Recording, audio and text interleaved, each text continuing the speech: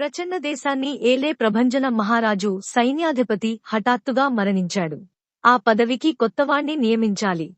అందుకు యోగ్యులైన వాళ్లు నలుగురున్నారు. అందులో ఒకణ్ణి ఎలా ఎన్నిక చెయ్యాలో రాజుకు పాలుపోలేదు. రాజుగారి మంగలి ఉదయం పూట వచ్చి రాజుగారి శరీరానికి నూనె పట్టించి మర్దన చేసి స్నానం చేయించేవాడు. వాడికి రాజుగారు అప్పుడప్పుడు తన సమస్యలను గురించి చెప్పేవాడు. ఈసారి రాజు మంగలికి తన సమస్య గురించి చెప్పాడు. అంతా విని మంగలి, సైన్యాధిపతికి ఉత్త శక్తి సామర్థ్యాలు ఉంటే చాలదు. వల్లమాలిన రాజభక్తి ఉండాలి. దేవుడికి సేవ చేయటానికి ఎలా సిగ్గుపడడో రాజును సేవించటానికి కూడా అలాగే సిగ్గుపడరాదు అన్నాడు. ఇది ఎలా తెలుసుకోవాలి అన్నాడు రాజు. మంగలి ఉపాయం చెప్పాడు. రాజు సైన్యాధిపతి పదవి కోసం ఎదురుచూస్తున్న నలుగురికి కబురు పంపాడు.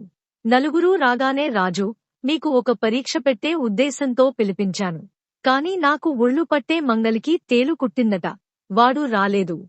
ఒళ్లంతా నొప్పులుగా ఉన్నది. ఇప్పటికి వెళ్ళండి అన్నాడు. నలుగురూ వెళ్లిపోవటానికి బయలుదేరారు.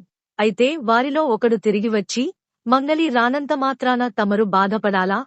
దైవసమానులైన మీకు సేవ చేయటమే గదా మా ధర్మం అంటూ రాజు వారిస్తున్నా వినిపించుకోకుండా రాజుకు నూనె పట్టించి ఒళ్ళు మర్దనా చేశాడు. వాడికి సైన్యాధిపతి పదవి లభించింది. వాడి పేరు శూరవర్మ. ఆ తరువాత కొంతకాలానికి మంత్రి పదవి ఖాళీ అయింది. శూరవర్మ తన మిత్రుడైన మహామతికి ఆ ఉద్యోగం సంపాదించే కబురు చెప్పాడు. మహామతి ఉదయమే వచ్చి రాజుగారికి మాలిష్ చేసి మంత్రి పదవి సంపాదించాడు.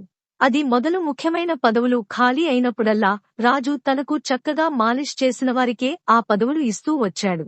అయితే కొన్ని ఉద్యోగాలకు పోటీలు, పరీక్షలు అవసరం లేదు. ఆస్థాన పురోహితుడి పదవి ఖాళీ అయితే పాత పురోహితుడి కొడుకు తప్ప ఆ ఖాళీ భర్తీ చేయటానికి మరొకడు లేడు. తనకు మాలిష్ చేయని వారికి ఇలా ఉద్యోగాలు ఇయ్యవలసి వచ్చిన రాజుకు బాధ కలిగి తన కింద ఉద్యోగం చేసే ప్రతివాడు మొదటిరోజు తనకు మాలిష్ చేసి తీరాలన్న నియమం పెట్టాడు.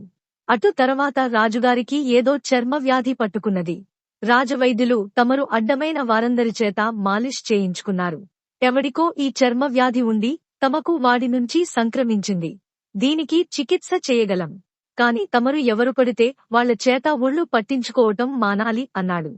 రాజు రోగం నయమైంది. మాలిష్ శాసనం రద్దయింది. రాజు ఈ సంగతి మంగలితో చెప్పాడు. మంగలి నవ్వి, రాజభక్తి పరీక్షించడానికి మాలిష్ ఒకటే మార్గం కాదు.